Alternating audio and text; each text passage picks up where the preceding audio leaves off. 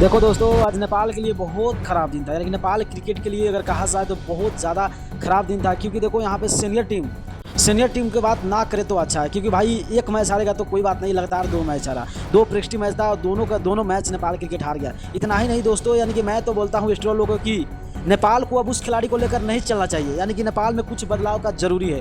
क्योंकि अगर बात करें, देखो फॉर्म की बात करें, फॉर्म में किसका फॉर्म अच्छा है आप सोचो। ना दीपेंद्र सिंह ऐरी अच्छा फॉर्म कर पा रहे हैं, ना भले वो एक मैच में नहीं कर पाए तो कोई बात नहीं है, मगर लगातार उनका फॉर्म आ रहा है अब इनका पीरियड में।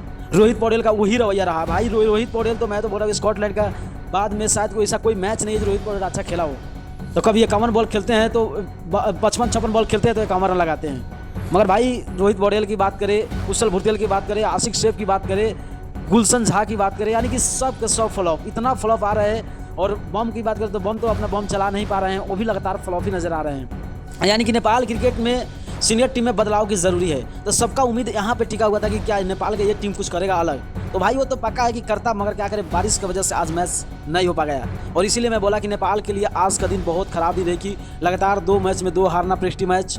आज साउथ ऑस्ट्रेलिया वालों ने हम लोग को ऐसा हराया कि हम सोच भी नहीं पड़ पाएंगे। और भाई इंडिया में जो हो रहा था ये के साथ टीम असम के साथ, तो वहाँ पे भाई तो शायद मैच अभी फंसा हुआ था, मगर मैच किसका तरफ जाता कोई पता नहीं था। मगर डीएलएस के थ्रू निर्णय निकाला गया और उसमें नेपाल टीम 15 रन से हार का सामना करना पड़ा। तो आप लोग क्या सोचते हैं कि आने वाले जो मैचेस है उसमें अच्छा कर पाएगा नेपाली टीम या नहीं? अपना राय जरूर कमेंट कीजिएगा। अगर नहीं हो तो चैनल को सब्सक्राइब कर वीडियो जरूर शेयर कीजिएगा।